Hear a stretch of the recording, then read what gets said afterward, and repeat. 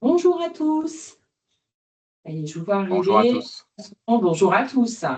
On est ravis de vous retrouver pour ce quatrième et dernier rendez-vous de notre cycle de webinaires organisé par le CK à l'occasion de la Semaine nationale de prévention du risque suicidaire. Nous arrivons au terme de cette semaine intense de partage. Et pour rappel, donc, ce cycle est co-animé avec le docteur Xavier Richaud, référent médical santé mentale chez Ramsay Santé. Et c'est une action inscrite à notre CEPOM et soutenue par l'ARS Nouvelle-Aquitaine.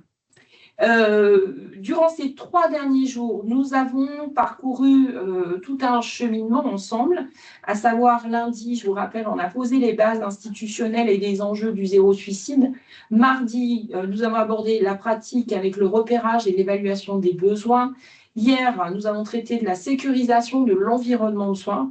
Et aujourd'hui, pour clôturer ce cycle, nous allons nous intéresser à une dimension, on va dire, plus humaine à travers l'accompagnement des professionnels et des personnes à risque de suicide.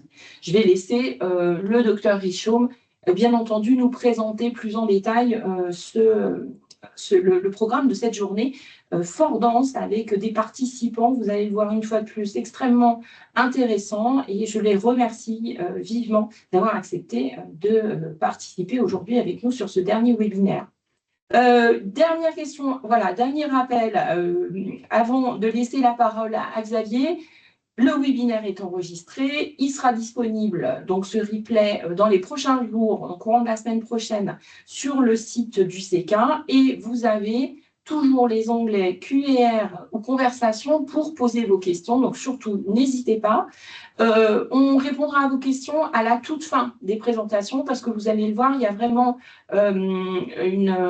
un cheminement, j'ai envie de dire, une ligne directrice à travers ces différentes présentations, une complémentarité, voilà, j'arrive à trouver mon mot. Donc, on prendra toutes vos questions à la fin. Donc, surtout, n'hésitez pas au fur et à mesure à les poser dans ces deux onglets. Et très bon webinaire à tous. Et je laisse la parole au docteur Richaud. Merci Véronique. Merci au CK et à l'ARS Nouvelle-Aquitaine d'avoir permis d'avoir laissé la possibilité de pouvoir faire cette semaine de webinaire qui tombait pile justement la semaine où il y avait la journée nationale de prévention du suicide. Donc ça tombait bien et eh bien on arrive au terme de cette semaine avec la quatrième itération, la quatrième session où on va parler d'accompagnement, on va parler beaucoup de postvention. Mais c'est quoi la postvention? On va faire un petit point. L'idée, c'est qu'effectivement, qu'est-ce qu'on fait en fait après qu'un acte suicidaire soit survenu? On va voir qu'en fait, le après, il est bien, mais il est aussi intéressant de voir aussi le avant. Et c'est pour ça on vous présentera deux dispositifs que vous connaissez peut-être ou pas. Je suis toujours étonné de voir dans les établissements que beaucoup de gens ne connaissent pas encore le dispositif vigilance. C'est vrai il est finalement assez récent. Le 3114 non plus. Donc, on a demandé effectivement à deux spécialistes, puisque ce sont des répondants et les coordinateurs de ces deux structures, de venir nous présenter. Donc, on aura le plaisir d'accueillir aujourd'hui Madame Kenneth, qui est infirmière coordinatrice départementale en prévention du suicide de la Vienne. C'est le dispositif Vigilance. Vous verrez, elle va vous expliquer ce que c'est dans quelques minutes. Et puis, Monsieur Bill Malkellar, qui est lui psychologue, coordinateur territorial du 3114, le centre répondant de Poitiers. Ils viendront nous expliquer tout ça dans quelques minutes. L'idée aussi, c'était vous allez voir que la postvention, ça concerne aussi l'après, mais l'après pas forcément suicide, c'est aussi l'après aussi des actes suicidaires, de tous les actes suicidaires, donc des tentatives de suicide. Quand un patient a tenté de mettre fin à ses jours, on peut peut-être l'aider à construire un plan de sécurité de la crise suicidaire pour le rendre plus acteur de sa prévention. Et ça, eh bien, je suis navré, il y a une faute de frappe, je viens de la voir. Je corrigerai juste après. Et puis, on verra effectivement l'équipe de la clinique d'Yvelines qui a mis en place tout un dispositif de mise en place des plans de sécurité de la crise suicidaire. Et donc, on va leur demander de venir nous expliquer comment ils ont fait et surtout en quoi ça consiste. Et puis parce que on est quand même dans des organisations apprenantes qu'il faut et que en apprenant on arrive à s'améliorer et donc à mieux prévenir. Je prendrai quelques instants pour vous présenter un outil qui a été proposé par la FORAP, la Fédération des organismes régionaux d'appui à la performance, pour venir vous montrer un outil d'aide au questionnement systématique et systémique. Parce que c'est très difficile de se remettre en question après un acte suicidaire. Et donc, on va vous proposer un outil pour vous aider à vous poser les bonnes questions. Mais d'abord, avant tout, intéressons-nous à la postvention, parce qu'effectivement, il est établi que l'exposition au suicide ou à une tentative de suicide peut être un facteur de risque important dans la survenue d'effets négatifs à moyen ou long terme, y compris un risque accru de conduite suicidaire et ou de contagion suicidaire. 26, c'est le nombre de personnes en moyenne qui sont impactées par un suicide. Lorsqu'une personne se suicide, les conséquences de cet événement vont au-delà de la sphère familiale. Il y a bien sûr la sphère familiale, mais il y a quelques personnes autour qui peuvent être impactées. 135, c'est en fait le chiffre maximal, en tout cas reconnu, comme le nombre de personnes qui peuvent être impactées par chaque suicide. Alors, on va voir qu'elles vont être impactées à différents niveaux. On va le revoir dans un instant. Il y a une espèce de continuum de contagion et d'exposition. Mais quand on regarde le nombre de suicides qu'il y a en France, 8 848 en 2023, le nombre de tentatives de suicide, on peut calculer qu'à peu près presque 1,2 million de personnes par an sont donc exposées au suicide, ce qui est un nombre considérable. 22% de la population, en fait, a été exposée à un suicide au cours de sa vie, 4% au cours de l'année dernière. C'est donc quelque chose d'assez énorme. Alors, je vous parlais effectivement d'un continuum d'exposition au suicide, puisque effectivement, on a au centre, au plus proche du patient, on va retrouver du patient qui s'est suicidé ou qui a commis un acte suicidaire. On va avoir effectivement les endeuillés au long terme, c'est les parents, la fratrie, les enfants, les amis proches. En règle générale, hein, tout ça est un continuum, donc effectivement, on peut passer de l'un à l'autre aussi. C'est pas aussi cloisonné que ça. On va avoir effectivement les endeuillés à court terme, mais aussi les personnes affectées un peu plus loin, les connaissances, les soignants, les autres patients, et puis les personnes exposées, notamment celles qui ont été exposées aussi au corps, donc les témoins, les autres patients, les soignants, les secours. La postvention, c'est quoi? C'est un terme qui a été créé en 1969 par Edwin Schneidman. C'est l'ensemble des activités mises en place par et pour les personnes impactées par un suicide dans le but de faciliter le rétablissement et de prévenir les effets négatifs dont les conduites suicidaires. C'est un peu plus large que la seule prise en charge des personnes endeuillées, qui comprend la prévention de la contagion et la prise en charge selon en fait le continuum d'exposition que je vous ai présenté il y a un instant. En quoi consistent les actions de postvention? En fait, d'abord, à quoi elles servent? Elles servent à soulager la détresse des personnes endeuillées par un suicide en les accompagnant. Elle sert à réduire le risque de contagion suicidaire, on y reviendra plus tard. Et l'idée, c'est effectivement d'articuler l'abord collectif et individuel pour accompagner les professionnels impliqués et promouvoir un retour progressif vers le fonctionnement habituel de l'établissement. L'idée étant de rétablir finalement les fonctions contenantes. Alors, les étapes, on ne va pas les détailler, hein, toutes les étapes, bien évidemment, parce que ça prendrait beaucoup de temps, mais on voit que ça se fait par étapes, avec une étape d'anticipation. On va voir que mettre en place la postvention, ça se décrète pas au moment où survient l'acte suicidaire. L'idée, c'est d'y avoir réfléchi un peu avant, d'avoir planifié un petit peu les choses à l'avance pour pouvoir ensuite repérer les personnes à risque et ensuite agir. Mais il va y avoir effectivement une nécessité de mettre en place un certain nombre d'actions. Il va falloir planifier cette postvention. La planification, ça consiste en quoi? Ça consiste d'abord à constituer une équipe de coordination et de postvention en désignant, alors ça bien en amont de l'épisode suicidaire, on va faire en fait par temps calme, si je puis parler ainsi, on va, avant toute confrontation suicide d'un usager ou d'un patient, on va mettre en place effectivement une équipe de coordination en désignant un coordinateur qui va prendre la responsabilité de la mise en place et du bon fonctionnement d'une cellule de coordination de postvention. Cette cellule, elle est pluridisciplinaire. On va retrouver l'employeur ou son représentant, on va retrouver éventuellement le médecin du travail ou le médecin de prévention, on peut retrouver un psychologue, des assistantes sociales, l'infirmière, on va retrouver des délégués du personnel, on peut retrouver un professionnel de l'établissement qui est formé à la prévention du suicide. Voilà, l'idée, c'est qu'effectivement, on est bien une équipe pluridisciplinaire qui regarde justement le suicide et ses impacts dans toutes ces dimensions et qui puisse repérer. Il faut surtout des gens qui ont de l'empathie.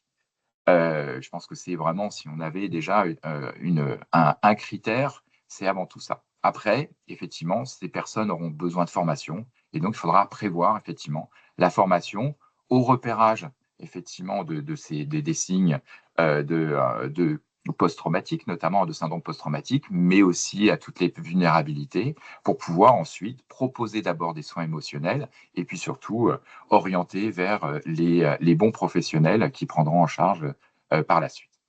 Donc après, ça veut dire que si on a des professionnels qui vont intervenir auprès d'autres ou auprès de patients, il va falloir refaire l'inventaire un peu de ces ressources. Ressources en interne, qu'est-ce qu'on a effectivement comme ressources en interne?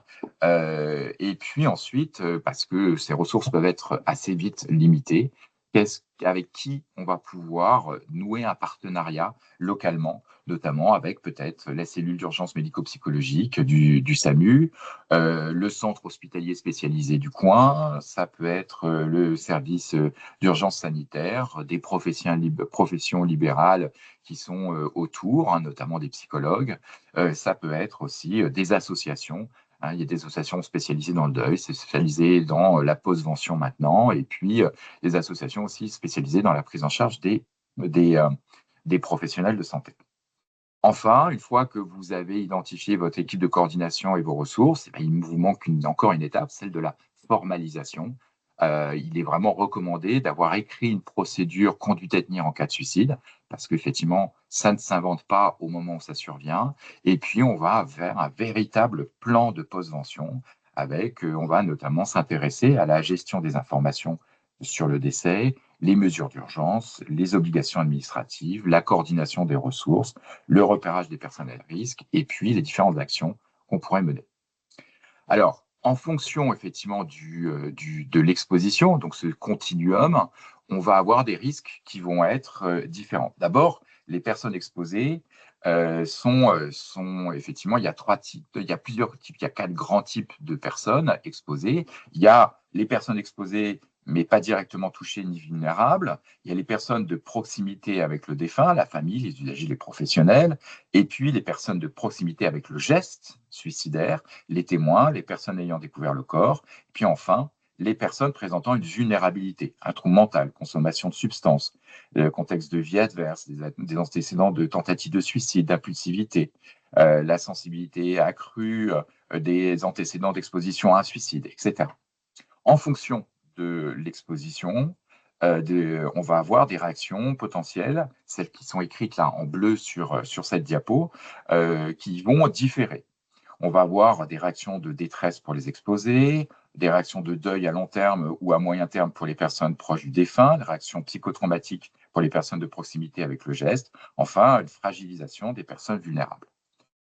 Si ces personnes ainsi exposées ne sont pas accompagnées et s'ils n'arrivent pas à métaboliser cette exposition, le risque potentiel qui est en orange sur le schéma, est de voir apparaître un trouble anxieux ou dépressif chez les exposés, la transformation du deuil ou en deuil pathologique, l'apparition d'un état de stress, voire un syndrome de stress post-traumatique chez les personnes de proximité, et l'apparition de troubles anxieux et ou dépressifs chez les personnes vulnérables.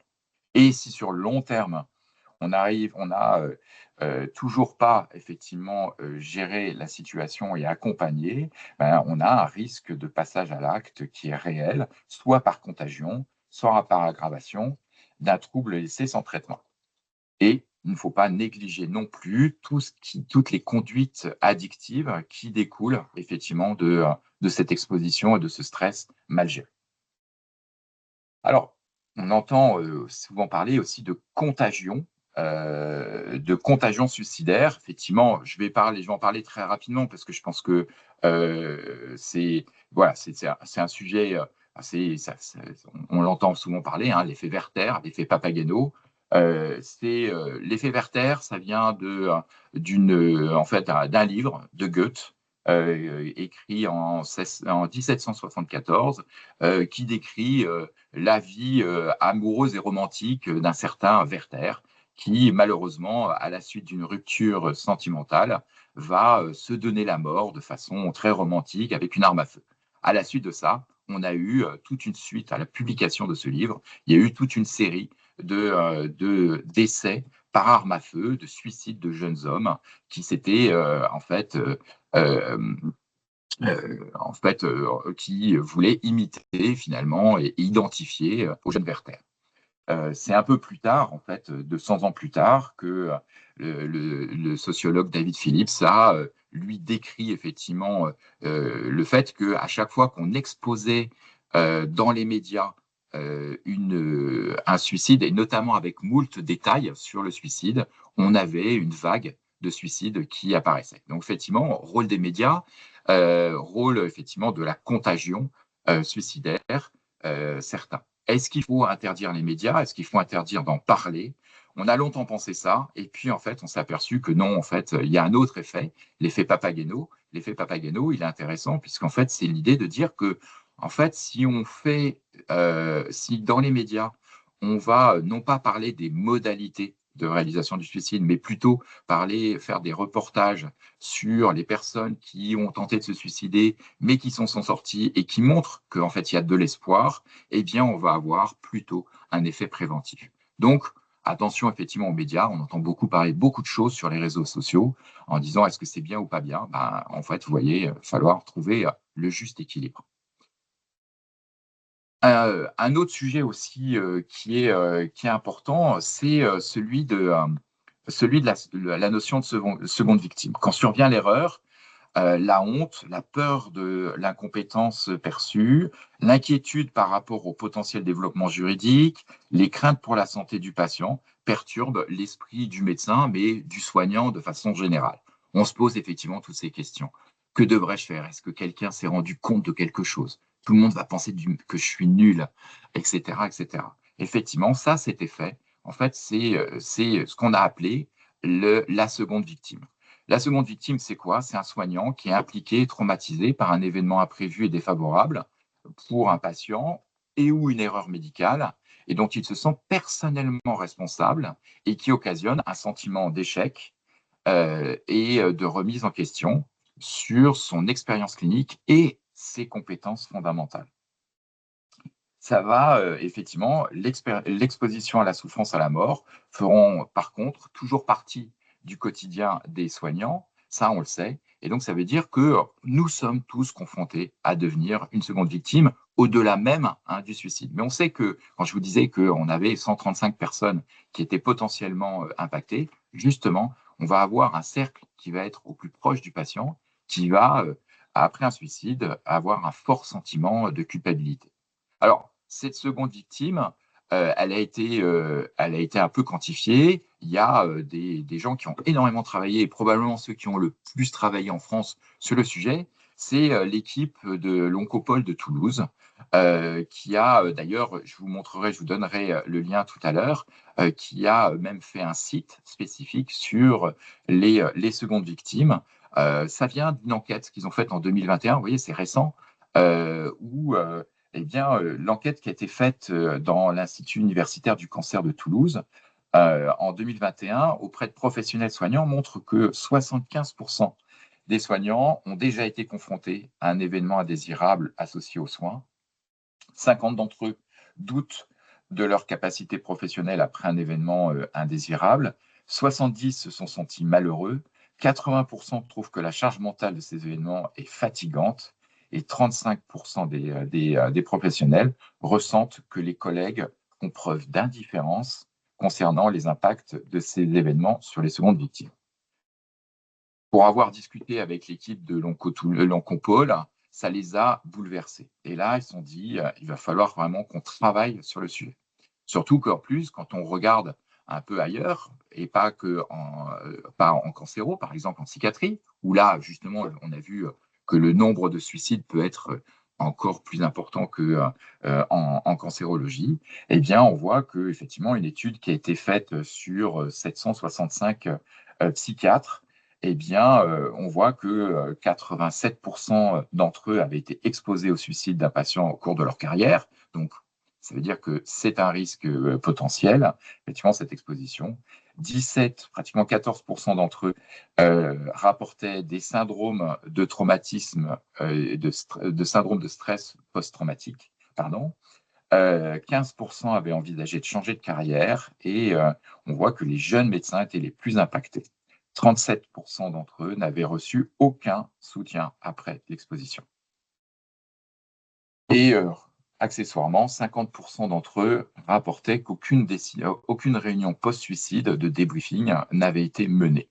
Donc là aussi, on voit qu'il y a nécessité d'agir parce que derrière, le stress et le trauma, le psychotrauma qui va être créé après l'exposition, notamment à un suicide, est important. On va avoir d'abord des symptômes émotionnels, la culpabilité, la honte, la tristesse, la peur, la colère. On va avoir des symptômes traumatiques, là, des pensées, des images intrusives avec des réviviscences, des cauchemars, une hypervigilance, un évitement. Et puis, ça va avoir potentiellement des conséquences sur le comportement professionnel et personnel, avec une remise en cause des compétences, une mise en retrait professionnel et personnel, un isolement social, éventuellement de la consommation de substances et possiblement un passage à l'acte suicidaire, sinon un changement d'orientation professionnelle. Donc, on a effectivement des symptômes immédiats, c'est un état de stress aigu, et des symptômes qui surviennent plus tard et qui durent à distance de l'événement, et donc un traumatisme, un stress, un trouble du stress post-traumatique, voire un épisode dépressif ou anxieux. Alors, qu'est-ce qu'on propose pour ça? Déjà, de la prévention primaire. C'est un peu idiot, mais effectivement, l'erreur est humaine et donc il faut se dire qu'on fera tous des erreurs, on sera tous confrontés à un moment potentiellement à un suicide. On a vu 22% de la population. En tant que soignant, on sera potentiellement plus exposé encore et donc il faut s'informer, il faut se former, il faut se préparer à ça. Le maître mot, c'est l'anticipation. Prévention secondaire, eh bien, c'est justement la postvention et c'est se dire qu'effectivement, on va avoir des actions à titre individuel et des actions à titre collectif. Déjà, faire un débriefing immédiat après un suicide ou un acte suicidaire. Il faut absolument que les professionnels arrivent à verbaliser et qu'il y ait une certaine validation émotionnelle. C'est le traitement, effectivement, c'est les premiers soins émotionnels. Et puis, surtout, ne pas se dire, ça y est, on les a vus, tout va bien. Ça va être de continuer, de les surveiller, éventuellement de les suivre. Dans la postvention en lui-même, eh bien, on va pouvoir s'appuyer sur des professionnels aidants dans l'établissement, la CUMP, la cellule d'urgence médico-psychologique du SAMU Centre 15, des associations, des plateformes dédiées, notamment pour les professionnels, SPS, et puis potentiellement des unités spécialisées. Je vous ai mis en bas un petit lien Là, on aura peut-être pas le temps, on verra si à la fin, on a encore le temps pour vous le présenter, sinon je vous laisserai découvrir. C'est une petite vidéo qui a été faite par l'Oncoupole de Toulouse. Ils ont fait une petite vidéo très, très bien faite. Ils ont en fait énormément de ressources qui montrent bien ce que c'est que la seconde victime et l'intérêt de débriefer juste après. L'idée aussi, c'est d'accompagner les patients le plus possible. Je le disais en introduction tout à l'heure, accompagner les patients, c'est déjà commencer par essayer de prévenir la crise. C'est bien d'être réactif, mais si on pouvait être un peu proactif, ça serait mieux. Et donc ça, ben, on va en parler dans un instant, mais effectivement, il y a une plateforme, il y a un numéro qui marche H24, le 3114. J'en dis pas plus puisque vous allez avoir une information dans un instant. Et puis pareil, une fois que un patient ou un résident a commis un acte suicidaire, mais on a réchappé, donc l'acte n'était pas terminal, ben, on va peut-être essayer d'éviter qu'il ne recommence. Et pour ça, ben, il va falloir le soutenir, l'accompagner. Il y a des structures qui permettent d'aider et d'accompagner parce que on arrivera à l'accompagner tant qu'il est hospitalisé chez nous, mais une fois qu'il est sorti, il est un peu livré à lui-même potentiellement. Ben là, justement, Vigilance intervient et on va pouvoir en parler. Et puis, ça sera l'équipe d'Yveline qui vous montrera, on peut quand même construire un plan avec lui pour justement l'aider à trouver ses propres ressources autour de lui ou en lui-même. Et ça, c'est les plans de sécurité. Je voulais aussi faire un petit clin d'œil aussi à une autre source qui m'a aidé à préparer aussi toutes ces questions.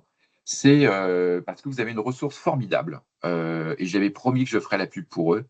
C'est Question Psy. Et Question Psy, c'est une plateforme qui marche du lundi au vendredi de 10h à 17h30 et qui vous permet, autant que vous soyez professionnel, patient, accompagnant proche de patients ou voilà, simple, curieux, eh bien, n'hésitez pas à les appeler parce qu'ils ont toujours réponse à plein de choses et surtout, ils vont pouvoir vous orienter vers les bonnes personnes. D'ailleurs, c'est comme ça que j'ai pu être orienté vers nos amis du 3114 et Vigilance, en tout cas à titre de personne. Je connaissais les structures, mais je ne connaissais pas les personnes. Donc, je les remercie aussi.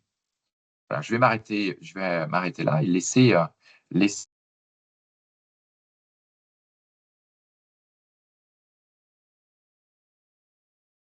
Vous avez coupé votre micro, Xavier, si on ne vous entend plus. Oui, pardon. Oui, d'autres ressources aussi qui sont intéressantes. Le programme de postvention du Québec, hein, je vous ai parlé du Québec lundi sur leur programme de prévention du risque suicidaire. Ils ont diminué de 83% le nombre de suicides. Donc, intéressant. Ils ont beaucoup travaillé aussi sur la postvention. Et puis, des fiches pratiques de l'Institut régional Jean Bergeret qui sont extrêmement bien faites sur la postvention. D'ailleurs, vous reconnaîtrez un ou deux schémas que je leur ai lamentablement volé. Et puis, le site internet Soutien Seconde Victime, que je vous conseille d'aller visiter, parce qu'il y a plein d'informations. C'est une mine d'informations. Mais tout de suite, je laisse la parole. Hein, je pense qu'on répondra à toutes les questions à la fin. Anne Kenneth, qui est donc infirmière coordinatrice départementale en prévention du suicide de la Vienne, et Bill McKellar, qui est psychologue coordinateur territorial du 3114 au centre répondant de Poitiers, qui vont nous parler du 3114 et de vigilance. Bonjour à tous et à toutes. Bonjour.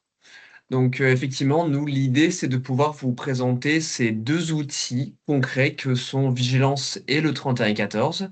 Donc c'est ma collègue Anne-Sophie qui prendra la parole tout d'abord pour vous parler de Vigilance.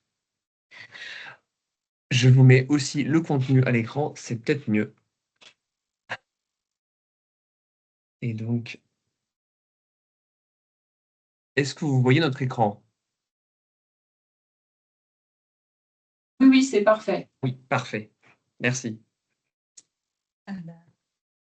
Allons-y sur Vigilance alors, merci beaucoup.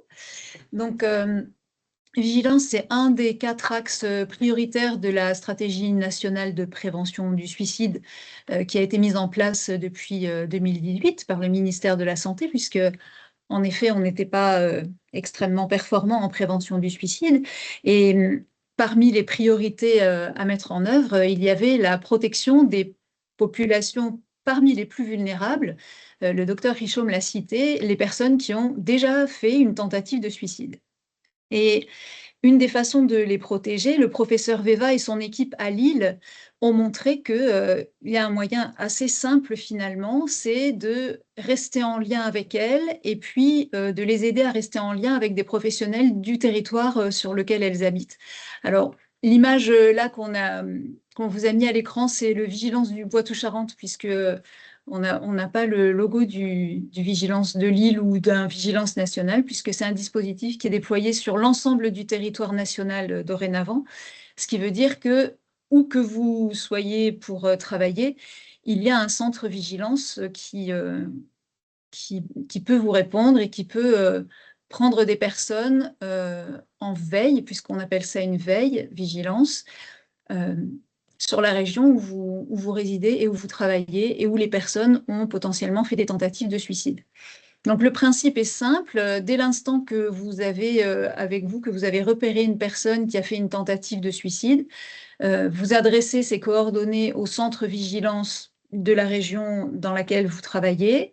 Et puis là, les personnes qui travaillent à vigilance, donc c'est des infirmiers et des psychologues formés à la prévention du suicide, bien entendu, qui vont aller vers, ça aussi le docteur Richomme le citait tout à l'heure, c'est-à-dire prendre contact avec ces personnes pendant une durée de 6 mois, alors avec des échéances qui peuvent être un tout petit peu variables en fonction des régions, mais en tout cas, le principe est reprendre contact avec ces personnes au téléphone, prendre des nouvelles. C'est-à-dire, pendant ces 6 mois de vulnérabilité extrême qui suivent le passage à l'acte, se soucier de ce qu'il advient de la personne sans rien attendre en retour. C'est-à-dire, c'est pas du tout la même chose qu'une prise en soin où on va s'assurer que la personne prend son traitement, vient à ses rendez-vous, a assuré peu importe quoi. Là, juste, on prend des nouvelles et ensuite, on fait le lien avec l'ensemble des professionnels qui peuvent accompagner la personne sur le territoire où elle réside. Si toutefois, il n'y a pas de lien avec les professionnels qui peuvent venir en aide à cette personne, alors on va l'accompagner jusqu'à ce qu'elle ait trouvé les professionnels dont elle peut avoir besoin, puisqu'on sait que le geste suicidaire, il peut être multifactoriel. Ça veut dire l'accompagner vers des professionnels de santé si c'est ça dont elle a besoin, mais aussi du champ de l'accompagnement social, par exemple, ou vers des structures du lien social, donc plutôt les centres sociaux, les maisons de quartier, etc., quand c'est plus des problématiques de vécu, de solitude, qui sont vraiment majoritaires dans certaines situations. Et puis, une fois que la personne a trouvé les ressources et qu'elle est véritablement impliquée avec les ressources dont elle a besoin sur son territoire, Vigilance disparaît de son paysage et reste uniquement une ressource disponible pour elle via un numéro vert qui lui aura été transmis et uniquement à elle. J'insiste là-dessus parce que ce n'est pas du tout un numéro public qui peut se retrouver dans des salles d'attente ou transmis partout. Et c'est pour cette raison que je vais faire des allers-retours avec la présentation parce que je n'ai pas tout bien mis dans l'ordre. On va faire des allers-retours. Donc, là, on voit la carte de déploiement de vigilance à un moment où tout le territoire n'était pas couvert, mais dorénavant, tout est en bleu marine puisque vigilance est absolument déployée partout. Ça, c'était les toutes premières régions qui avaient commencé à être déployées. Et on vous a mis les coordonnées du vigilance pour la Nouvelle-Aquitaine. En tout cas, vous voyez qu'il y a 3 centres qui couvrent la Nouvelle-Aquitaine, le Limousin pour les 3 départements de la Creuse, de la Corrèze et donc du Limousin, pour la Nouvelle-Aquitaine Sud, puis pour l'ancien Poitou-Charentes, donc 3 centres différents pour avoir une plus grande proximité et une meilleure connaissance des ressources disponibles. Et puis, alors l'image juste avant, je fais comme ça, voilà. C'était juste parce qu'on aime beaucoup les cartes postales qu'on adresse aux personnes au cours de la veille, à chaque fois qu'on n'arrive pas à les avoir au téléphone. Parce que cette veille, elle s'inspire aussi des toutes premières études qui avaient été réalisées, et puis même encore avant, de ce que réalisaient les Samaritains au Royaume-Uni, par exemple. À chaque fois qu'elles avaient connaissance qu'une personne avait fait une tentative de suicide, elles restaient en lien, par tout moyen, entre autres, par des courriers qui étaient adressés, et déjà, elles avaient remarqué que ce simple fait d'adresser des courriers aux personnes sans rien leur demander en retour, mais juste pour leur dire « on se préoccupe de savoir ce qui vous arrive et on vous adresse une pensée et on vous envoie un message pour vous dire qu'on s'intéresse à vous », ça permettait de limiter les réitérations suicidaires. Et quand on dit maintenant que ça limite les réitérations suicidaires, c'est pas une petite limitation, puisque une fois que Vigilance a été mis en place et bien déployé, Santé publique France a réalisé une étude pour vérifier qu'en effet, ce n'était pas seulement localement et dans les Hauts-de-France que ça pouvait avoir une efficacité, mais que sur le territoire national, en effet, quand les personnes qui ont fait une tentative de suicide bénéficient de la veille vigilance en plus de toutes les ressources locales dont elles peuvent disposer, hein, c'est vraiment important de dire ça, c'est que c'est pas vigilance tout seul qui peut être efficace. Vigilance tout seul, ça n'a pas de sens. C'est vigilance en complément de tout ce qui peut exister sur les territoires. Eh bien, ça permet de réduire de presque 40% les réitérations suicidaires. Et donc, véritablement, c'est une protection supplémentaire très importante quand on sait que, finalement, une personne qui a fait une tentative de suicide, elle a un pronostic vital engagé. Tellement c'est une personne qui est vulnérable à une nouvelle tentative de suicide et donc au risque de décéder de sa nouvelle tentative de suicide. Donc c'est un dispositif extrêmement simple, extrêmement peu coûteux et qui permet de faire une protection et une prévention post-vention, puisque la tentative de suicide a déjà été faite, mais en tout cas très efficace pour protéger cette population particulièrement vulnérable. Donc sur Vigilance, je ne vais rien dire de plus, mais de même que le docteur Richaume, en fin d'intervention, on pourra répondre à d'éventuelles questions. Je te laisse la parole. Oui, merci. Donc, après Vigilance, je fais un point sur le 3114, donc numéro national de prévention du suicide et de la souffrance psychique, qui fait également donc, partie de cette stratégie nationale de prévention du suicide. Donc, le 3114 a vu le jour en 2021, au mois d'octobre, après de nombreuses années de demande d'avoir un dispositif comme celui-ci, puisqu'il c'est connu que parler du suicide, c'est quand même difficile. Avec tout le tabou qui entoure ce sujet-là, en parler au niveau personnel, c'est compliqué. Et parfois, en parler avec des professionnels de santé qu'on connaît, avec qui on est en face à face régulièrement, c'est compliqué aussi. L'idée, c'était d'avoir un lieu, un endroit où on peut parler librement de ses idées suicidaires, de sa détresse psychique, sans jugement, sans que la personne nous connaisse, mais quand même avec un professionnel de santé. C'est là où le 3114 vient et prend toute sa place dans cette stratégie de prévention du suicide, puisqu'il s'agit de professionnels de santé qui vont répondre 24 heures sur 24, 7 jours sur 7, pour toutes les personnes qui ont un questionnement autour des idées suicidaires. Concrètement, le 3114 a un rôle d'écoute, d'accueil de toutes les personnes donc, qui ont un questionnement autour des idées suicidaires, de la souffrance psychique, etc. L'idée, c'est d'abord de pouvoir proposer un temps d'écoute, un temps d'échange, permettre à la personne de devoir déposer tout ce qu'elle a besoin de déposer, parce que ces idées suicidaires, si ça ne peut pas sortir, ça tourne dans la tête depuis des jours, depuis des semaines, voire depuis des mois. Il faut pouvoir déposer tout ça et pouvoir poser les mots dessus. Donc déjà, c'est un temps d'accueil. Souvent, la première question qu'un répondant 3114 va poser à un appelant, c'est « dites-moi, qu'est-ce qui se passe ?» Et là, l'appelant a toute la place pour dire tout ce qui se passe, tout ce qui est source de souffrance depuis X temps. Et ensuite, c'est au répondant de venir évaluer la situation cliniquement. C'est-à-dire, on fait l'évaluation du risque suicidaire par téléphone, donc déterminer le degré d'urgence de la situation. Est-ce qu'on a besoin d'intervenir maintenant puisqu'un passage à l'acte peut être imminent, ou alors est-ce qu'on est plutôt sur une orientation vers le territoire, donc vers le sanitaire, le médico-social ou l'associatif, pour venir répondre et solutionner les difficultés rencontrées par la personne. C'est là aussi la plus-value du 3114, c'est qu'on fait vraiment de l'orientation. Les lignes d'écoute qui existaient précédemment étaient là pour écouter, et là le 3114 vient ajouter ce côté réponse professionnelle à la situation. En cas de besoin et en cas de crise aiguë, Donc, je disais, parfois, on a des personnes qui vont nous contacter en crise suicidaire aiguë avec une imminence de passage à l'acte voilà, importante. On a la possibilité de déclencher les secours sanitaires. C'est-à-dire que à peu près la moitié des centres 31-14 à ce jour en France sont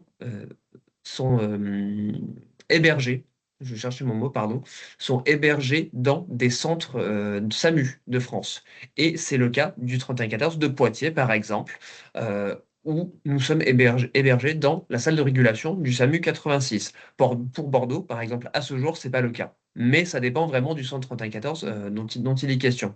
Donc on a quand même des liens très très forts, même les centres qui ne sont pas intégrés dans les salles de régulation ont des liens très très forts avec les SAMU de leur territoire, ce qui permet quand même de venir intervenir et protéger très rapidement les personnes qui sont à imminence de passage à l'acte là tout de suite, concrètement. On est aussi là pour refaire du lien avec les professionnels du territoire. C'est-à-dire qu'une personne qui ne va vraiment pas bien du tout, où il n'y a pas d'imminence de passage à l'acte, mais bon, on ne sait pas trop. Dans les jours qui arrivent, dans les semaines qui arrivent, ça peut se dégrader, sa situation, son état psychique. On peut aussi se mettre en lien avec les professionnels du territoire. C'est-à-dire qu'une personne qui est déjà suivie par un centre médico-psychologique, qui est connu d'un service de psychiatrie, eh bien les répondants peuvent, avec l'accord de l'appelant, contacter ces services-là pour refaire un point. Ça permet vraiment à ce que tout le monde soit dans la boucle de l'avancée, de l'évaluation du potentiel suicidaire, vraiment de la situation de l'appelant au moment où l'appelant nous contacte. Ça, c'est un point très important aussi sur lequel je reviens très rapidement, cette évaluation du risque suicidaire. C'est-à-dire que c'est quelque chose qu'on va faire quand un appelant va nous contacter. Imaginons ce matin, un appelant nous contacte sur le 31-14 de Poitiers. On va faire notre évaluation du risque suicidaire. Bon, on raccroche après une orientation qu'on a proposée. Si la personne nous rappelle dans l'après-midi, on refait systématiquement cette évaluation du risque suicidaire. C'est quelque chose qu'on fait vraiment à chaque appel, à chaque appelant, parce qu'on ne sait jamais ce qui s'est passé entre-temps. C'est important de pouvoir s'assurer de la situation et de l'urgence suicidaire auprès de chaque appelant. Pour ce qui est des appelants, justement, on accueille à peu près tout le monde sur le 31-14. C'est-à-dire qu'on accueille toutes les personnes qui sont elles-mêmes en souffrance, qu'elles aient des idées suicidaires ou non. Je précise, nous, on part du principe que la prévention du suicide, ça passe aussi par la prévention de l'arrivée des idées suicidaires. Donc une personne qui est en souffrance psychique, qui ne va vraiment pas bien du tout, mais qui n'a pas encore d'idées suicidaires, peut tout de même nous contacter, avoir cette écoute, ce soutien et cette orientation qu'on peut proposer. Voilà. Donc toute personne qui est en état de détresse psychique avec ou sans idées suicidaires, mineure comme majeure. On accueille également les proches, donc l'entourage des personnes qui sont en détresse, qui ont des questions, qui sont inquiets, qui ont besoin d'avoir cette évaluation professionnelle par un agent du 31-14. Donc je peux contacter le 31-14 si quelqu'un de ma famille me semble en difficulté, si je m'inquiète, si je me pose des questions, je peux appeler le 31-14 pour avoir un avis, pour avoir des conseils, pour savoir comment parler à mon proche de sa situation, de sa santé mentale, comment l'amener à appeler le 31-14 pour qu'on puisse avoir un échange et éventuellement en direct. Il en est de même également pour les professionnels, c'est-à-dire que le 31-14 est une ressource pour les personnes en détresse, mais est aussi un outil pour tout professionnel qui se questionne, qui a besoin d'un avis, qui a besoin de conseils là aussi. Donc un professionnel peut très bien, après un rendez-vous avec un patient, nous contacter pour faire part de la situation, de son inquiétude. Soit le professionnel est déjà formé en prévention du suicide, dans quel cas peut-être que c'est intéressant d'être rassuré sur son évaluation, et on est là pour ça. Ou alors le professionnel n'est pas du tout formé en prévention du suicide, ou donc il y a besoin de cette évaluation avec des personnes qui font ça vraiment tous les jours. On est là pour ça. On propose aussi, et ça peut être vraiment un point intéressant pour un premier contact avec un patient, des appels à plusieurs. C'est-à-dire que d'un côté, il y a le répondant 31-14 et à l'autre bout du fil, il y a le patient avec le professionnel en même temps. Concrètement, de dire pendant un entretien, là je m'inquiète, je peux pas te laisser comme ça, je peux pas vous laisser comme ça, on va appeler le 31-14 ensemble.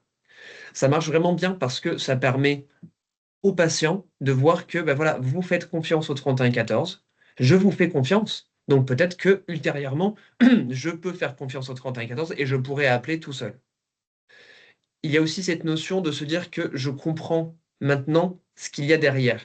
C'est pas juste un centre d'appel à l'autre bout de France qui va prendre 2 minutes avec moi, qui va me poser 3 questions et puis qui va raccrocher. C'est des personnes vraiment qui vont prendre le temps pour essayer de comprendre la situation. Ça peut vraiment être rassurant. Donc moi, je conseille à tout professionnel qui a éventuellement à proposer, pardon, plutôt le 3114 à un patient, mais d'appeler avec le patient dans un premier temps. Vraiment, ça peut débloquer des situations très difficiles et ça peut amener la personne à être plus en confiance avec le fait de nous contacter par la suite. Et dernièrement, on est disponible également pour toutes les personnes endeuillées par suicide. Donc le docteur Richomme m'en a parlé tout à l'heure, hein. C'est vraiment très important de proposer ce temps d'écoute, ce temps de parole aux personnes endeuillées par suicide. Et on a aussi tout un annuaire de ressources qu'on peut proposer aux personnes endeuillées aussi pour orienter. Puisque vraiment cette idée, hein, c'est vraiment l'idée à garder en tête. On propose un accueil, on propose une évaluation et ensuite une orientation. On ne fait pas de suivi, on n'a pas de visée thérapeutique au 3114. On est vraiment là pour accueillir, évaluer et orienter vers un professionnel du territoire qui va pouvoir prendre le relais, qui va pouvoir vraiment proposer un accompagnement sur le terrain avec notre appelant. Donc, tout comme pour Vigilance, le 3114, c'est un réseau de centres en France. Donc, il y en a un petit peu moins pour le 3114. Donc, il y a au moins un centre répondant par région en France, hein. Donc, avec 2 régions qui disposent de 2 centres répondants 3114. Donc, pour la Nouvelle-Aquitaine, Poitiers et Bordeaux. Et pour Auvergne-Rhône-Alpes, où il y a Saint-Étienne et Lyon. Sinon, c'est un centre par région de France. L'idée, c'est d'avoir une meilleure connaissance, une meilleure compréhension des problématiques qui peuvent impacter les habitants de nos territoires. Donc pour Poitiers, le nord de la Nouvelle-Aquitaine, Aix-Poitou-Charentes et Aix-Limousin. D'avoir une meilleure connaissance des facteurs de risque aussi sur ces territoires-là.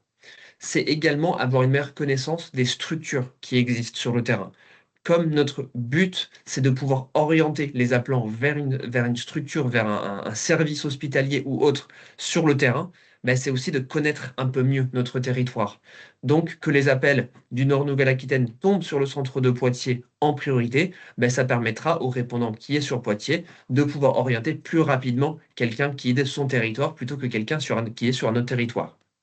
Donc là, je voulais faire une petite parenthèse rapide là-dessus aussi sur le fonctionnement, puisque le 3114 est un numéro national, donc disponible 24 heures sur 24, 7 jours sur 7. On a quand même une différenciation entre la nuit et le jour. Donc tous les centres que vous voyez sur la carte de gauche à l'écran sont les centres de jour, donc qui fonctionnent entre 9 heures et 21 heures. À partir de 21 heures, on passe sur un modèle de fonctionnement de nuit où il y a 3 centres qui se répartissent tout le territoire national. Donc ça, c'est la carte de droite que vous voyez, donc avec le centre de Brest, de Lille et de Montpellier.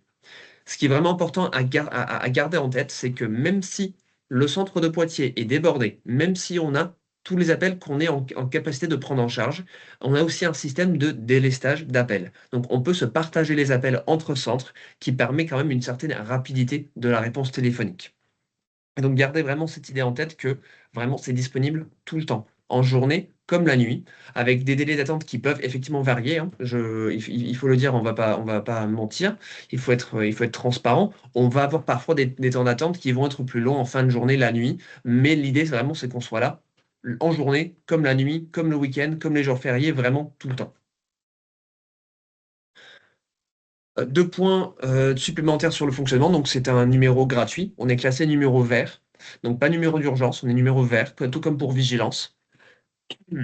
Et donc, nous sommes un numéro confidentiel, à ne pas confondre avec de l'anonymat. Donc, on demande systématiquement aux appelants de pouvoir avoir leur identité, ce qui permet déjà de mieux les orienter, parce que pour orienter une personne, il faut savoir qui elle est, où elle vit, déjà c'est important.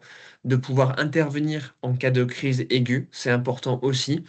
Et d'avoir l'identité de l'appelant, c'est important pour nous pour pouvoir proposer une continuité dans les réponses téléphoniques via des dossiers appelants qu'on va créer, ce qui va permettre à l'appelant de ne pas devoir répéter systématiquement à chaque appel sa situation, les sources de sa souffrance, qu'est-ce qui a été dit dans l'appel précédent. Vraiment, il nous faut ces informations-là pour pouvoir vraiment proposer quelque chose d'efficace et d'efficient pour l'appelant. Donc sur Poitiers, donc nous sommes hébergés au centre hospitalier Henri Laborie. Sur Bordeaux, c'est le CH Charles Perrins. Mais peu importe dans quel centre répondant 3114 on est, la structure est à peu près la même. Donc avec un responsable médical, donc un médecin psychiatre. Chez nous, c'est le docteur Jean-Jacques Chavagna. Et sur Bordeaux, c'est le docteur Florian Giron. Un chargé de mission territoriale qui est là pour faire le lien sur le territoire avec toutes les structures qui pourraient avoir besoin du 3114, de pouvoir proposer le 3114 aux patients ou personnes accompagnées, une secrétaire médicale, cadre de santé, une assistante sociale. Donc ça, c'est un point qui est quand même pour nous très intéressant parce que ça permet de débloquer des situations au niveau social qui sont importantes. Parce qu'on sait aussi qu'il y a beaucoup de crises suicidaires qui ont un lien avec le côté social. Donc emploi, logement, handicap, insertion, etc. Donc vraiment, c'est une plus-value énorme pour nous. Et donc, les personnes qui répondent au téléphone, des infirmiers en santé mentale et des psychologues. Ça, c'est quelque chose qui peut varier en fonction du centre. Donc, il y a des centres où il n'y a que des infirmiers, il y a des centres où il y a surtout des psychologues. Mais l'idée, c'est clairement qu'il y ait des corps de métier bien spécifiques pour garantir aussi la formation et la réponse nécessaire pour les appelants. Donc, je vous ai laissé ici aussi les contacts pour les différents centres répondants 3114 de Nouvelle-Aquitaine pour que vous puissiez nous contacter si besoin. Bien sûr, s'il s'agit d'une situation d'un patient ou d'une personne accompagnée, c'est directement de passer par le numéro 3114. Mais si vous avez d'autres questions qui vous viennent après ce webinaire aussi, n'hésitez pas à contacter les centres avec ces adresses mail-là et on aura vraiment un énorme plaisir que de vous répondre. Voilà. Et pour nous, c'est bon. Merci beaucoup. Merci infiniment, extrêmement intéressant et je pense que c'est important de faire la promotion de ces deux dispositifs. On pourrait presque faire un petit sondage pour savoir, en levant la main, à main levée, qui connaissait avant cette présentation le 3114 et qui connaissait Vigilance. On peut peut-être poser la question, on va essayer de le faire là en direct et si lever la main ceux qui connaissaient déjà avant. On en a quelques-uns, mais on voit que pas forcément tout le monde. On a quelques mains qui se levaient. On sait bien parce que vous avez fait le travail déjà de présentation déjà. Voilà, effectivement, on sait que on a quelques personnes. Voilà, on a heureusement des gens qui le connaissent, mais il reste encore effectivement à faire et c'est pour ça qu'on était ravis de vous le présenter parce que c'est une ressource moi, que j'utilise régulièrement et j'avoue que c'est extrêmement utile. Imaginez, voilà, je suis dans un EHPAD, j'ai déjà pas beaucoup de ressources soignantes. Ça me permet de pouvoir rapidement essayer de trouver des solutions le plus vite possible, de ne pas être seul. Je pense que ça, c'est un point indispensable quand on a des signaux inquiétants de la part d'un patient ou d'un résident. C'est un, écouter, deux, prendre au sérieux, trois, surtout pas rester seul. Et donc, le 3114, ça permet de faire appel à un ami. Donc, voilà, si on peut le résumer comme ça, Exactement. c'est important. Justement, à propos de ne pas rester tout seul et d'essayer de trouver des ressources, déjà, la première ressource, c'est effectivement le patient. C'est le patient qui peut avoir effectivement des ressources en lui-même. C'est le patient qui peut aussi avoir des ressources autour de lui. L'entourage peut être effectivement une ressource ou tout simplement des ressources thérapeutiques. Et pour ça, il va falloir un peu l'aider à faire le ménage justement dans sa tête, être plus clair. Or, c'est pas forcément facile quand on est en souffrance. Et donc, pour ça, c'est pas mal de pouvoir formaliser un peu les choses. Mais j'en dis pas plus. Je vais laisser la parole à nos petits camarades de l'équipe d'Yveline qui va se présenter. Vous avez vu, ils sont venus en force parce que justement, l'idée, c'était de bien montrer que c'était un sujet de collectif et que c'est ensemble, effectivement, qu'on arrive à accompagner nos patients. Je cherche juste, je cherchais mon diaporama. Le PowerPoint. Voilà, Alors, exactement. Et je passe, hop, l'en voici, tac. Et je suis navré parce que j'ai écorché le prénom d'Anne-Sophie. Je vous laisse effectivement la parole. Du coup, l'idée là, c'était de vous présenter assez humblement ce que nous, on a pu mettre en place du coup sur la clinique. Donc, nous, on est une petite clinique sur les Yvelines qui accueille que des patients psychiatriques qui arrivent souvent pour une problématique suicidaire. Alors, soit pour des idées suicidaires, soit suite à une crise suicidaire avec un passage à l'acte. On a aussi une filière spécialisée autour de la dictologie. Et donc, on travaille très en lien avec Vigilance, avec les services d'urgence et avec le 3114, effectivement, qu'on connaît assez bien. L'idée, là, aujourd'hui, c'était justement de pouvoir vous présenter le plan de sécurité de la crise suicidaire, qui est un outil qui a été créé par les Canadiens et du coup qu'on a adapté à notre façon de faire sur la clinique.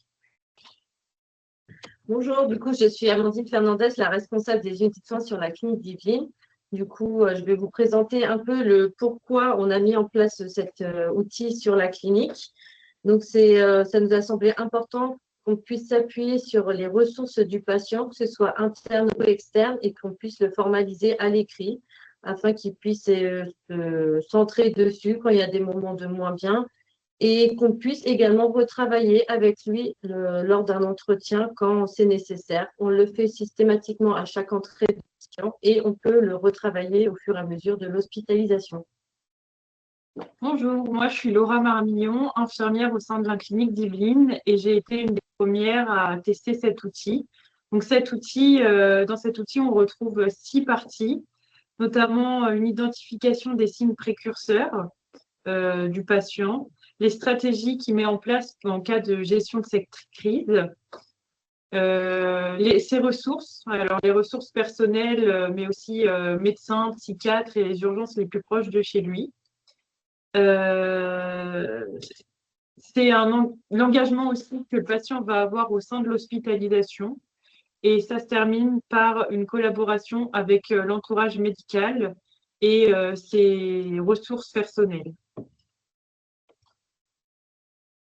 On a mis en place ce plan sécurité en 2023. On a commencé en 2023 et c'est un outil qu'on a modifié sur ces 2 années, du coup. On a d'abord commencé par intégrer cet outil en cas de crise suicidaire et puis finalement, on a décidé de le faire à l'entrée de chaque patient. C'est un outil qu'on a retravaillé en équipe parce que tout le monde n'a pas réussi dès les premiers temps à se saisir de l'outil. Donc, il a été remodifié plusieurs fois. On a aussi accompagné et formé les professionnels de santé à cet outil-là. Et voilà, on a fait des ajustements sur l'outil. Et on a catégorisé donc, pour les personnes qui viennent en cas de crise suicidaire, mais aussi pour les personnes qui viennent pour consommation de toxiques ou alcool. On a 2 outils différents, mais qui se ressemblent grandement. Donc, on a pu voir que cet outil a été plutôt pertinent et adapté. Il y a eu un gros travail d'accompagnement des équipes parce qu'avec des questions qui pouvaient être complexes, qu'est-ce qui vous retient à la vie ou des choses comme ça. Donc, j'ai passé du temps avec Laura pour accompagner les équipes pour qu'ils puissent s'imprégner de l'outil, de se dire aussi que de poser la question, ce n'est pas quelque chose qui va être contre-productif, bien au contraire, c'est aidant. Et de pouvoir aussi le mettre en avant comme quoi ce n'est pas une charge de travail supplémentaire, mais vraiment un outil sur lequel on puisse s'appuyer, que le patient peut également partir avec pour garder ses numéros, ces choses qu'il a pu mettre en place sur la clinique. Et du coup, c'est un outil qu'on a pu voir qui a pu sauver des vies et aider les patients à identifier, comme on disait tout à l'heure, les ressources internes et externes.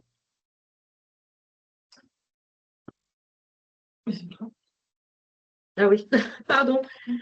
Du coup, ce qu'on a pu voir, c'est on a mis cet outil en place pour aussi que le patient soit vraiment acteur de sa prise en charge, qu'il soit autonome, qu'il puisse continuer, une fois sorti de l'hospitalisation, de s'appuyer sur cet outil.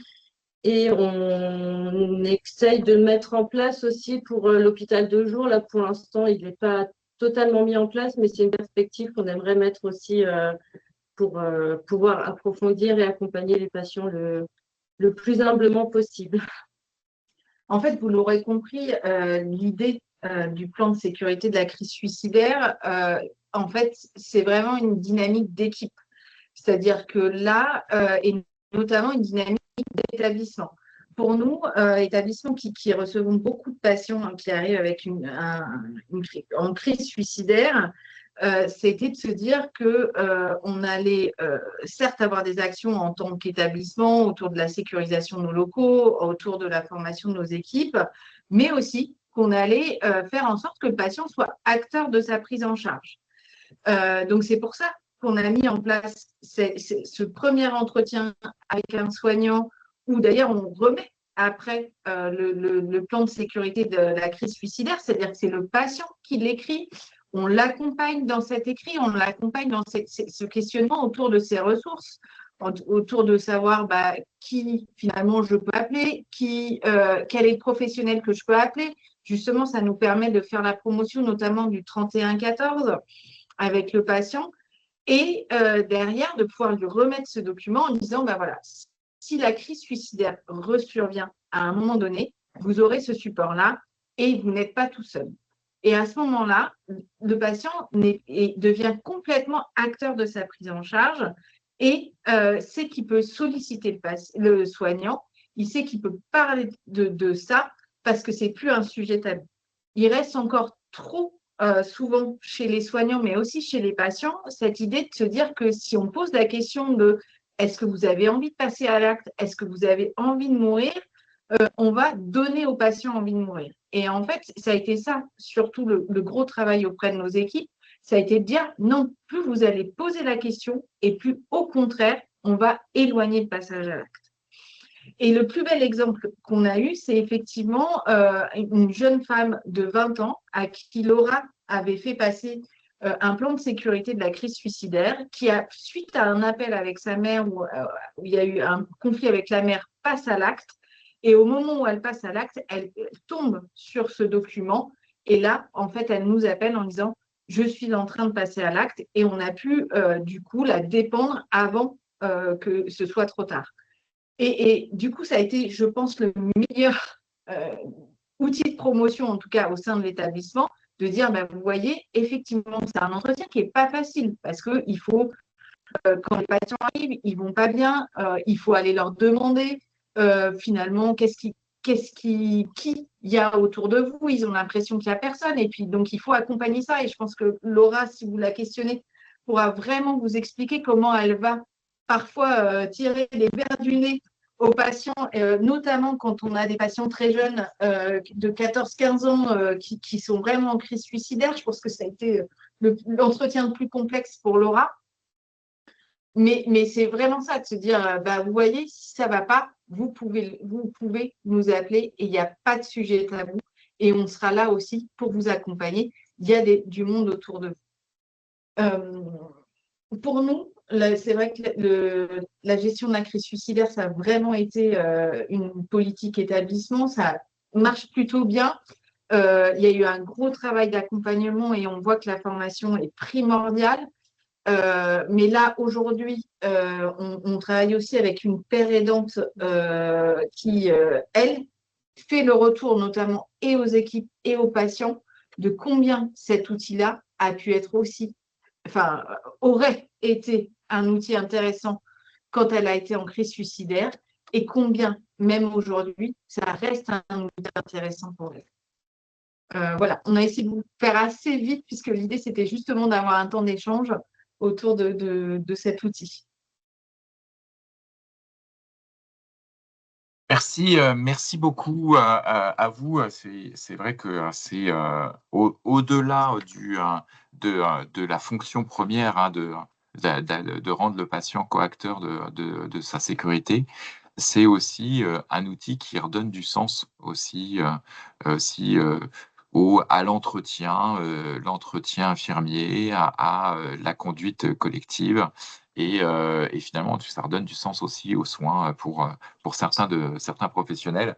Donc, c'est un élément, en fait, c'est une démarche qui, je le sais, est très structurante pour les établissements qui la mettent en œuvre. En tout cas, je crois que c'était votre retour et c'est le retour qu'on a effectivement des établissements canadiens qui le pratiquent régulièrement. On vous mettra pareil aussi en lien et en ressources des éléments pour que vous puissiez construire vos plans de sécurité auprès de vos patients. Je pense que je pourra peut-être poser la question à l'équipe d'Yveline, justement, est-ce que vous seriez d'accord pour partager vos documents, vos process? Mais oui, il n'y a pas de souci, nous, on peut vous repartager. Alors, on l'a vraiment mis à notre sauce parce que, en fait, dans l'idée que justement les équipes se saisissent de l'outil, il était intéressant que chacun puisse mettre un peu sa main à la pâte. Et donc, du coup, c'est un outil établissement, mais voilà, on peut le partager sans aucun problème.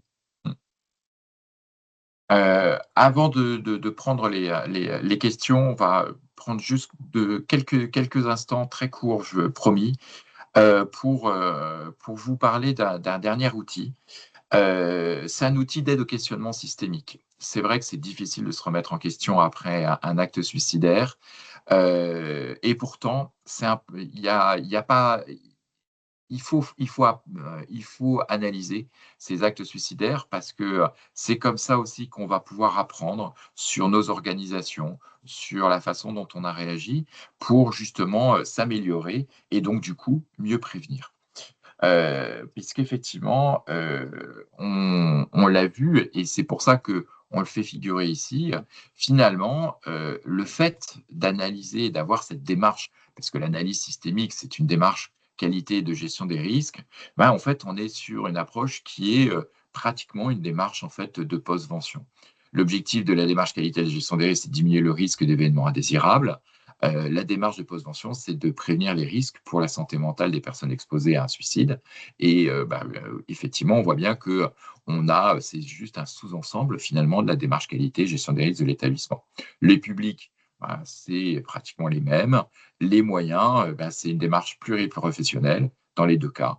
C'est l'idée de repérer les risques. Et pour pouvoir repérer les risques, eh bien, il faut analyser la situation et pour avoir une approche à la fois réactive, une fois que l'événement est survenu, mais c'est quand même mieux de pouvoir réagir et donc être proactif plutôt avant que l'événement ne survienne.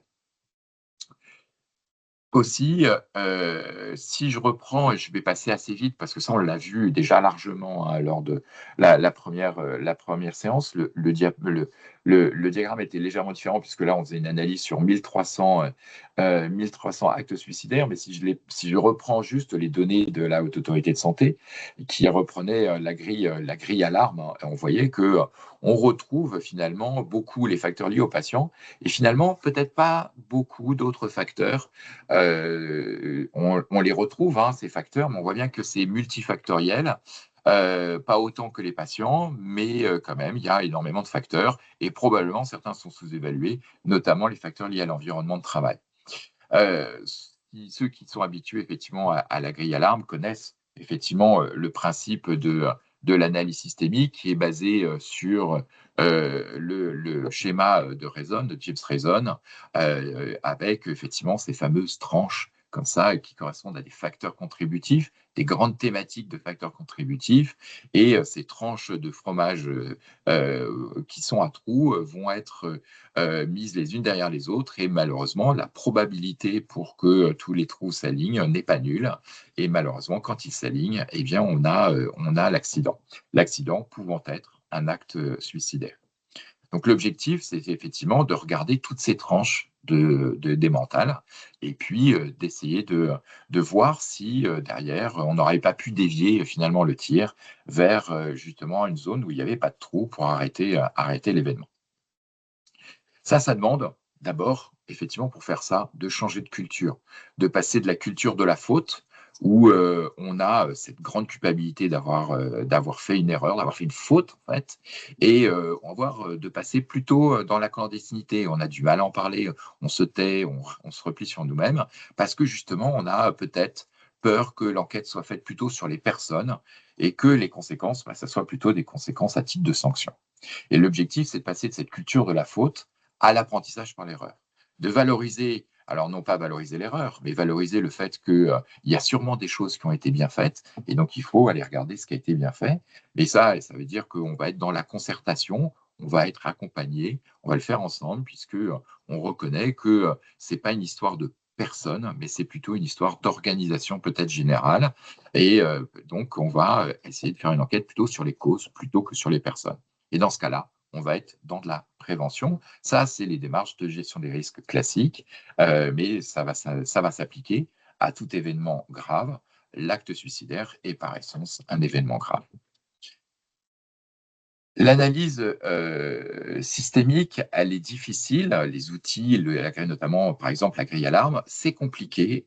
C'est compliqué de le faire lorsqu'on est dans une situation juste après un suicide où il faut se poser les bonnes questions, il faut arriver à se remettre en question, alors que, on l'a vu tout à l'heure, il y a souvent un fort sentiment de culpabilité.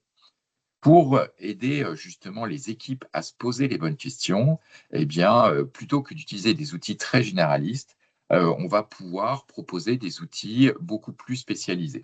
Alors, il y a eu une première grille qui avait été élaborée par la FORAP. La FORAP, hein, c'est la Fédération des organismes régionaux d'aide à la performance, comme l'est le CECA, par exemple. Eh bien, cette FORAP avait élaboré une première grille d'analyse. Pour connaître que cette grille était très orientée démarche qualité gestion des risques et était ressentie par les professionnels comme étant un peu moralisatrice et dans un sentiment de culpabilité déjà sous-jacent, c'était difficile à utiliser. Donc, on a laissé les professionnels se l'approprier, éventuellement la transformer, la mettre avec leurs mots, leur culture, changer en fait voilà, peut-être quelquefois de vocabulaire, la simplifier par endroits, tout en essayant de garder quand même l'idée qu'il fallait chercher quand même les bons facteurs contributifs. Et finalement, il y a une grille qui a été révisée et qui est maintenant proposée. C'est une grille qui est spécifique pour l'analyse des actes suicidaires en 6 points pour faciliter l'analyse et l'adhésion de tous les professionnels. On va recueillir d'abord les informations générales sur le patient, sur la situation, sur ses antécédents, et puis on va ensuite s'intéresser à la façon dont on a fait l'évaluation du risque suicidaire à l'admission. Et vous voyez, effectivement, d'abord, est-ce qu'il a été fait? Il a été fait par qui? Est-ce que, vous voyez, hein, c'est sur la droite de la diapo, vous voyez que la grille est très simple. Hein, l'évaluation a-t-elle été réalisée à l'aide d'une grille? Si oui, laquelle? Les facteurs de risque suicidaire ont-ils été collectés? Maladie mentale, abus d'alcool ou de substances, traits de personnalité, impulsivité, etc. Vous voyez qu'en fait, on va poser des questions simples, mais c'est les questions qu'il faut se poser face à tout acte suicidaire. On va ensuite s'intéresser aux éléments contextuels, on va s'intéresser à l'évaluation du risque suicidaire tout au long du séjour. Est-ce que ce risque a été finalement réévalué au regard peut-être d'événements de vie qui sont survenus durant le séjour? On va s'intéresser s'il y a eu un acte suicidaire aux équipements, à la surveillance qui a été mise en œuvre ou pas, et la façon dont on l'a faite. Et puis, on va s'intéresser enfin aussi au suivi et la prise en charge pluridisciplinaire au cours du séjour. Ça, ce qui est important, c'est que cette analyse doit être faite après chaque acte suicidaire, dont les tentatives de suicide. Je vous en ai parlé lundi. Quand on reprend notre base de 600 actes suicidaires, eh bien, on s'aperçoit que si les suicides sont systématiquement analysés, les tentatives de suicide le sont plus rarement. On estime à environ 5% seulement de tentatives de suicide qui sont réellement analysées de façon systémique et de façon collective. Pourtant, on l'a dit, c'est souvent en fait une répétition générale avant un acte final. Donc c'est dommage de se priver de ces sources d'informations qui nous permettraient probablement de changer nos organisations et probablement de prévenir un acte futur. Donc l'important, c'est effectivement de faire une analyse rapide, collective, mais sans délai, parce qu'on sait que quelquefois, malheureusement, la répétition sera dans les heures ou les jours à venir. Et c'est toujours triste de voir dans les analyses systémiques qu'un certain nombre d'actes suicidaires qui malheureusement ont été létaux étaient précédés dans les jours qui précédaient d'un d'une ou plusieurs tentatives de suicide, avec exactement le même scénario. Donc c'est vrai que c'est dommage de pas chercher plus à récupérer cette information. Il y a une seconde grille qui existe aussi, que je ne vous ai pas présentée là, mais qui est complémentaire de cette grille. C'est effectivement comment vous avez, et qui va analyser comment vous avez géré finalement la situation lorsqu'il y a un acte suicidaire. Et notamment, on va s'intéresser à la gestion d'urgence vis-à-vis du patient et justement à la postvention, comment on a géré l'après, effectivement, geste suicidaire. Qu'est-ce qu'on va retenir un peu en conclusion, et ce serait presque la conclusion même de toute notre semaine de webinaire, c'est déjà qu'on est tous concernés. Plus on va analyser, c'est un peu une appareillade que je vous dis, mais effectivement, plus on analyse nos pratiques, meilleures sont nos prises en charge parce qu'effectivement, on va pouvoir s'améliorer. Se dire aussi que tous les acteurs, quel que soit le métier, sont concernés pour aider au repérage. Ce n'est pas qu'une affaire de soignants. Pour évaluer les besoins, ça c'est plus une affaire de soignants. Et puis pour accompagner aussi les patients. Je rappellerai l'importance du regard croisé de tous les professionnels sur la prise en charge, l'importance de la traçabilité de l'évaluation du risque suicidaire, du partage d'informations aussi. On est toujours triste de voir qu'un professionnel avait identifié des idées suicidaires chez un patient et malheureusement, cette information n'avait pas été partagée et du coup, les actions permettant de prévenir avaient été mises en place, voire pas mises en place avec retard, voire malheureusement pas mises en place. Il est important aussi de combattre les idées reçues, notamment qu'un patient déterminé passera à l'acte et on n'y peut rien. Ça, il faut l'oublier. On peut quelque chose, surtout en établissement. On a le devoir de limiter l'accès aux moyens létaux et d'accompagner le patient ou le résident. Et puis aussi combattre l'idée reçue de parler de suicide à un patient. Camille Guislain le disait tout à l'heure, parler de suicide à un patient lui donnera des idées de passage à l'acte. Ça, c'est faux, bien évidemment. Il faut absolument l'aborder. Vous n'imaginez pas le nombre de vies que vous allez sauver en parlant de suicide avec quelqu'un dont vous avez identifié qu'elle était en grande souffrance. Important de sécuriser l'environnement sans le bunkeriser, on l'a vu hier. Importance de limiter donc l'accès aux moyens létaux permettant justement ce passage à l'acte et donc avec toujours aussi la balance bénéfice-risque à évaluer, notamment quand il s'agit d'un milieu de vie comme peut être un EHPAD. Enfin, importance de former les professionnels dès leur arrivée dans nos structures. Ça permettra effectivement de pouvoir collectivement agir contre les actes suicidaires, en tout cas les prévenir le plus possible. Voilà ce que effectivement on pouvait dire à la fois en conclusion d'aujourd'hui, mais aussi de conclusion de notre série de webinaires. Mais il nous reste encore quelques minutes. J'imagine qu'il doit y avoir quelques questions qui ont dû être suscitées par les différents exposés. Alors, je pense que les exposés ont été extrêmement clairs parce qu'il n'y a pas de questions. Donc, il est encore temps, surtout n'hésitez pas, profitez, il nous reste quelques minutes, comme le disait Xavier, pour poser vos questions. On a encore nos interlocuteurs, à la fois de la clinique d'Yvelines. Alors, où seront disponibles les replays? Comme d'habitude, via le site du CK et sur notre chaîne YouTube, vous trouverez les replays. Ils seront mis en ligne dès la semaine prochaine. Ouais.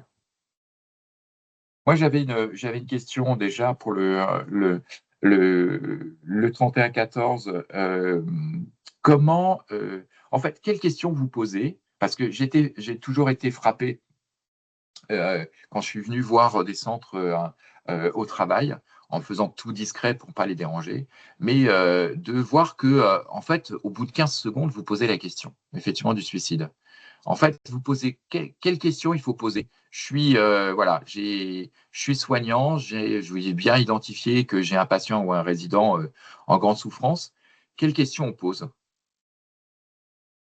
Alors, la question des idées suicidaires, il faut la poser de façon claire. Il ne faut pas passer un petit peu par des chemins trop lointains, dans le sens où souvent, ce qu'on peut entendre dans des services de soins, c'est est-ce que vous avez des idées noires?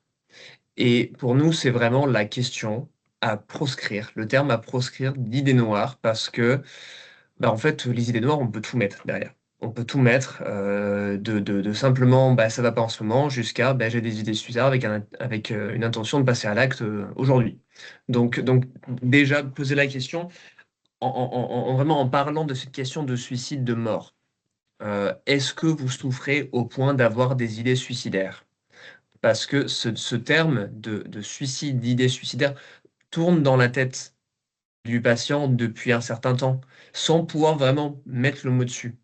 L'importance de nommer vraiment ce que la personne a dans sa tête, a dans son esprit, le suicide, la mort, c'est vachement important.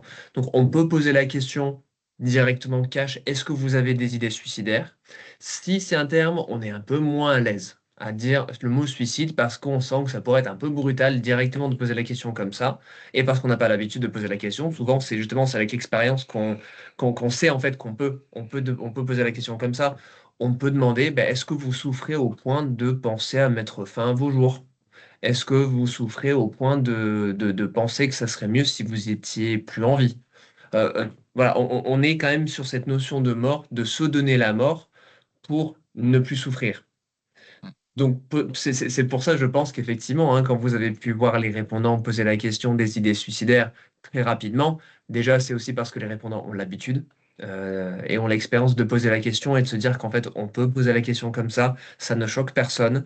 Et justement, ça vient directement débloquer la situation parce que, enfin, il y a quelqu'un devant moi qui ose mettre le mot dessus, qui ose prononcer ce mot tabou et donc qui peut comprendre ce que je suis en train de ressentir.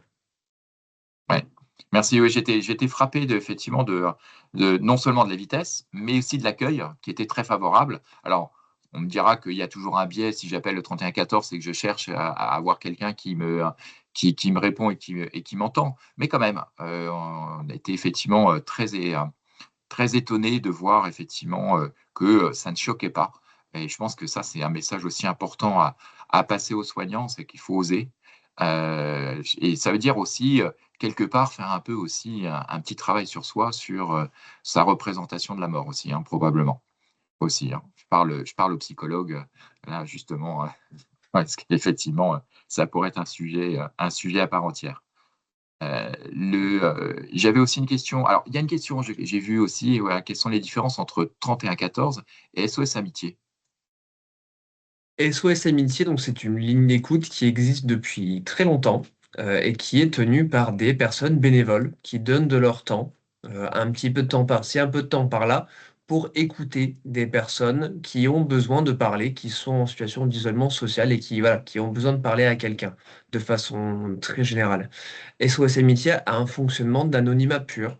Donc, les écoutants bénévoles d'SOS Amitié ne vont pas demander l'identité et n'ont pas le droit de demander l'identité des appelants. L'idée vraiment, c'est simplement de parler et de poser des questions à l'appelant pour lui faire parler plus, voilà, histoire de vraiment avoir un échange, une discussion. La différence pour ce qui est du 3114, alors déjà, c'est ce côté professionnel. On n'est plus sur des personnes bénévoles, mais des professionnels qui sont payés à temps plein pour faire ça, et donc qui ont une formation initiale, donc soit psychologue, soit infirmier en santé mentale, et donc qui vont aussi avoir une formation à l'arrivée en poste sur déjà la désescalade de crise suicidaire et la particularité téléphonique de ce travail-là. Euh, la différence va être aussi dans ce qui va être proposé. SOS Amitié est là pour écouter, pour parler, mais c'est tout. Sans prescrire quoi que ce soit, sans proposer ou donner de conseils. Le 3114, c'est bien le contraire. On est là justement pour trouver des solutions, pour proposer des choses, aller vers, proposer directement des solutions aux appelants pour venir solutionner les difficultés qu'elles peuvent retrouver dans leur vie. Merci beaucoup. Question d'un médecin qui s'intéresse beaucoup à la santé des soignants. Et là, c'est une question pour vous deux. Comment vous êtes débriefé des situations délicates? Est-ce que déjà vous êtes débriefé régulièrement? Est-ce que ça fait partie du process? Alors, je sais que les psychologues, en règle générale, sont effectivement, vont pouvoir être débriefés. Moi, ça fait partie de leur nature, mais il y a des infirmiers aussi qui le sont, ou celles les moins naturelles. Comment ça marche? Alors pour vigilance, chaque centre peut être géré différemment, mais normalement, il y a du temps de réunion clinique pour reprendre toutes les situations qui peuvent être difficiles, complexes, etc. Et donc, c'est géré par le médecin responsable des centres. Et puis, il y a du temps de supervision pour chacune des équipes. Et alors, en plus de ça, Vigilance bénéficie d'une recommandation, dont chaque centre se débrouille comme il veut, mais en tout cas, pendant tout le temps de la recherche qui a été réalisée à Lille, le professeur Reveva et son équipe ont fait la recommandation que les personnes qui travaillent à Vigilance travaillent à temps partiel, justement pour pas être en permanence confrontées à des personnes en crise suicidaire potentiellement, ou ayant eu des conduites suicidaires, et pour pouvoir professionnellement se renouveler ailleurs et avoir d'autres apports et avoir d'autres horizons, et pour pouvoir avoir des réponses aussi plus multiples et plus ouvertes. Donc ça, c'est aussi une possibilité d'avoir une forme d'ouverture différente et d'avoir probablement moins de difficultés à durer dans le travail quand on travaille à vigilance. Alors après, c'est respecté ou pas, ça dépend. Encore une fois, c'est vraiment une gestion de centre qui est très individuelle et liée aux médecins responsables de centre et aux centres hospitaliers qui les hébergent. D'accord. Pour ce qui est du 31-14, pour venir ajouter, il y a donc effectivement tous ces temps de supervision, de réunion d'équipe, etc., qui sont comme pour le service vigilance. On a aussi la chance, je trouve quand même, c'est une vraie chance d'avoir une garde médicale en permanence. Donc, dans la journée, pour nous, sur le centre de Poitiers, le docteur Charigna est tout le temps disponible pour revenir sur des situations complexes. Les répondants ont besoin de parler d'une situation qui vient d'être gérée par téléphone, d'avoir la validation médicale aussi par rapport à une orientation, par rapport à une proposition qui a été faite. Voilà, vraiment revenir sur une situation. Et pour la nuit, il y a un médecin de France qui est désigné pour être de garde pour le 31-14 d'entre 18h et 8h du matin. Donc vraiment, à tout moment, il y a un médecin qui est disponible pour reprendre certaines situations, pour justement avoir ce temps de débriefing après un appel qui était peut-être plus complexe qu'un autre, où le répondant était peut-être, voilà, avait besoin de cette réassurance aussi, parce que même en étant répondant, ce sont aussi des humains. Donc, ils peuvent Oui, aussi d'accord. parfois être inquiets à la suite d'un appel. Donc, avoir cette présence médicale est vraiment très importante aussi.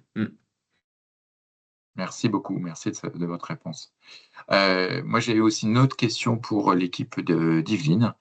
Ce ne sont que les infirmières qui construisent le plan avec le patient, ou est-ce que ça peut être d'autres soignants? Et quelle formation vous faites dans ce cas-là? Alors, effectivement, du coup, c'est infirmier ou aide-soignant. On a aussi notre médiatrice santé-père qui peut le faire. Et après, c'est tout un accompagnement qui est fait notamment par Amandine et par Laura auprès des nouveaux professionnels qui arrivent sur la clinique.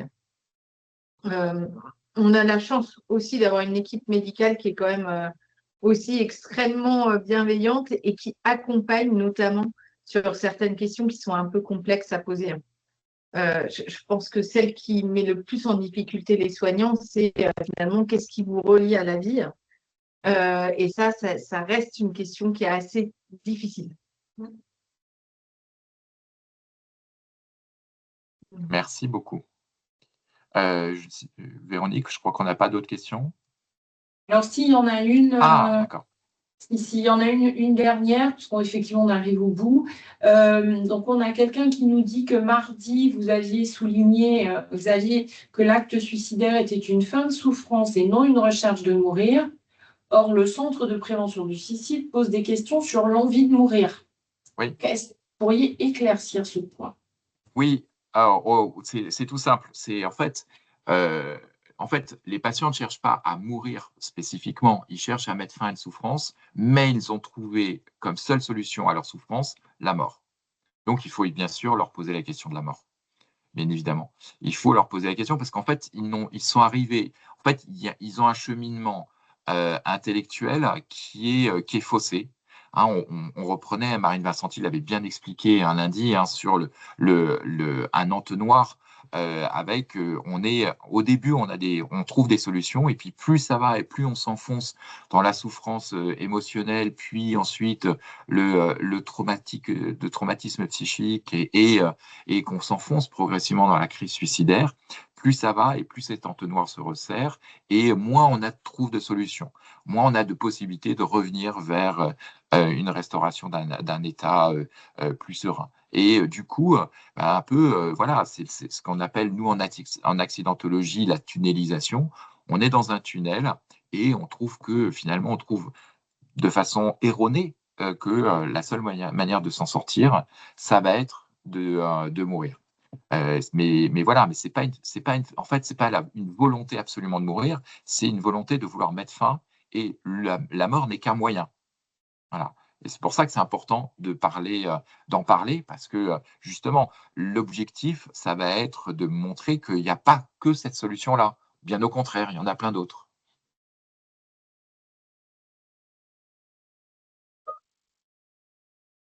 Alors, a priori, explication très claire de ce que je comprends. Merci beaucoup. Merci. Merci. Donc, on a également une question, et je pense qu'on va s'en arrêter là, sur l'outil d'analyse systémique que vous avez effectivement détaillé, Xavier. On va pouvoir le mettre à disposition, là. Bien sûr, Sur oui. le site du CK. Parmi toutes les ressources, effectivement, qu'on a vues dans la semaine, hein, toutes seront avec les replays sur le site du CK. On va communiquer sur le sujet afin que vous puissiez trouver les différentes communications, les différents replays, les différentes ressources, parce qu'il y en a eu un certain nombre évoqués tout au long de la semaine. Donc, on va vous mettre tout ça à disposition dès que possible. Voilà, le temps de pouvoir tout récupérer et ensuite de mettre en ligne, mais ça va arriver dans le courant de la semaine prochaine. Oui, effectivement, on vous donnera plein de ressources. Et puis encore une fois, vous avez une ressource en or pour toute question sur la psychiatrie, qui s'appelle Question Psy, qui vous permet, hein, je refais de la pub encore, mais tout le monde n'a pas cette ressource-là dans sa région, donc c'est important que effectivement là vous avez la possibilité d'aller poser, et vous orienteront vers plein d'autres encore outils que on a pu oublier. Mais bien sûr, la grille, oui, elle est disponible. Elle doit même déjà être. Vous savez que le ministère hier vous a parlé d'une présentation d'un outil, et à côté de l'outil, ils ont présenté aussi, ils ont fait une communication sur à la fois un œil averti peut sauver une vie, et sur la grille d'analyse. Hein, ils ont fait les deux. Super. Voilà, Écoutez, pour ceux qui ne voudraient pas attendre encore la mise en ligne, oui, j'ai ils l'impression peuvent déjà que le trouver. Ouais, ouais. C'est déjà lisible. Super. Bon, écoutez, je pense qu'on a fait le tour des questions a priori. Il ne nous reste qu'à remercier nos intervenants pour la qualité, une fois de plus, de ce webinaire. Remercier tous les participants à la fois à ce webinaire, et il y a eu des fidèles. Hein. J'ai reconnu certains noms au cours de la semaine. Donc, merci beaucoup à tous. Il nous reste à vous souhaiter une bonne fin de journée, et on vous met encore une fois toutes les ressources à disposition très rapidement. Merci à tous. À bientôt. Merci à bonne tous. fin de journée. Merci, Au revoir. bonne journée. Au revoir.